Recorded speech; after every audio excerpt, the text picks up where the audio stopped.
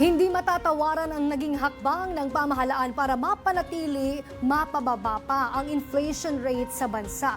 Dahil dito nagbunga ng mga murang bilihin na natatamasa ngayon ng mga kababayan natin. Samantala, nanindigan naman ang Kamara sa pamumuno ni House Speaker Martin Romualdez ng buong suporta para magtuloy-tuloy ang resulta.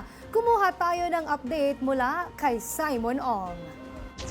Nakapagtala ang Philippine Statistics Authority o PSA ng pagbaba ng inflation rate na umaabot sa 1.4% nitong Abril. Dahil dyan, ikinagalak ni House Speaker Martin Romualdez ang resulta na bungang umano ng magandang pamamalakad ni Pangulong Ferdinand R. Marcos Jr.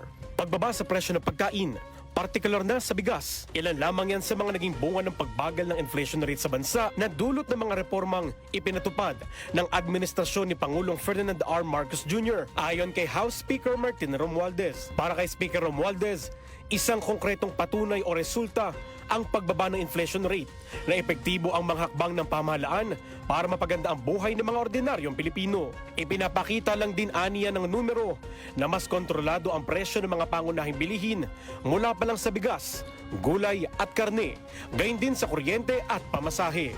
Ibig sabihin lang daw niyan ay mas lumalawak ang kakayanan ng bawat pamilyang Pilipino na tustusan ang pang-araw-araw nilang pangangailangan. Binigyan din ng leader ng Kamara na hindi tsamba o basta-basta lang ang naging resulta, kundi inaasahan dahil sa malinaw na direksyon ng pamumuno ni Pangulong Marcos Jr. Katuwang ang buong Kamara sa pamamagitan ng pagpasa ng mga reforma at batas na layong palakasin ang ekonomiya, presyo ng bilihin at makalikha ng mas maraming trabaho. Kaugnay niyan, malugod namang tinanggap ng palasyo ang ulat ng Philippine Statistics Authority na nananatili sa 2% ang average inflation ng bansa mula Enero hanggang Abril ngayong taon.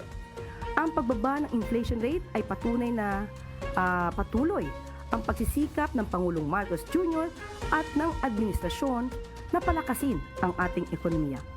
Samantala, iginiit naman ni Speaker Romualdez at ng buong Kamara na gagawin nila ang lahat nang sa gayon ay mabilis nang matanggap ng mga kababayan natin ang mas murang pagkain sa merkado. Pati na rin ang pagbubukas ng mga oportunidad sa negosyo at mamumuhunan at ang pagtiyak na walang may iwang maliliit na negosyante at mga manggagawa sa pag-unlad ng bansa.